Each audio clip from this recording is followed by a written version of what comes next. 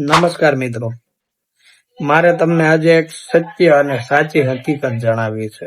દોસ્તો, આપણે ઘણી વખત જોતા હોઈએ છે કે મોટા માણસ છે એ પૈસા ભરતા નથી, અથવા લઈને ભાગી જાય છે, ઉઠી જાય છે, અથવા તો તમને ઘણી વખત એવું સાંભળવા મળે છે કે કોર્ટમાં જાય છે.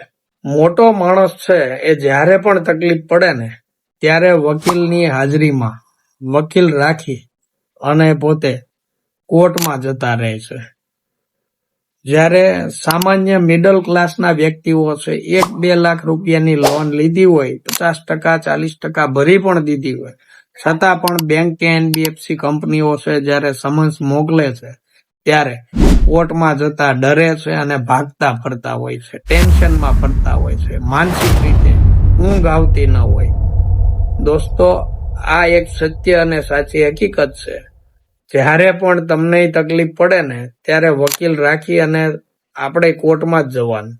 સમન્સ આવ્યો હોય તો ભાગતા નથી ફરવાનું, કોર્ટમાં જવાનું છે. જજ સાહેબને જે કઈ તમારી હકીકત છે, જેન્યુઅલ જે કઈ કારણ છે એ તમારે દર્શાવવાનું છે, જણાવવાનું છે.